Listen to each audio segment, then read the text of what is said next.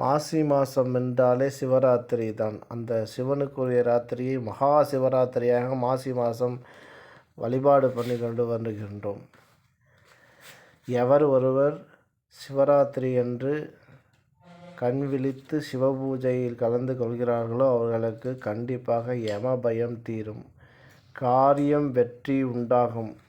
சிவன் வழிபாடு செய்யும் சிவபக்தர்களுக்கு சிவன் என்றும் கை கொடுப்பார். அது மட்டுமல்லாது அன்று குலதெய்வ வழிபாடு செய்தால் நமக்கு காரிய தடைகள் அனைத்தும் நீங்கும். அவரவர் குலதெய்வத்துக்கு சென்று குலதெய்வ வழிபாடு செய்து உங்கள் குலதெய்வ அருளும் மற்றும் சிவனருளும் பெற சிவபெருமானை வேண்டுகிறேன். அதாவது உடல்நிலை சரியில்லாதவர்கள் இரவு நேரத்தில் நன்று உறங்கி மறுநாள் காலை பொழுதில் சிவனை வழிபாடு செய்யலாம்.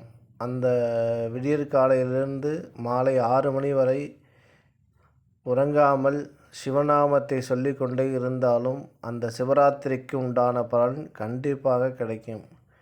இந்த மகா சிவராத்திரியில் சிவன் வழிபாடு செய்து சிவன் அருள் பெற நமது நண்பர்களை மற்றும் ஆன்மீக பக்தர்களை கேட்டுக்கொள்கிறேன். நன்றி, வணக்கம். ஓம் நம சிவாய.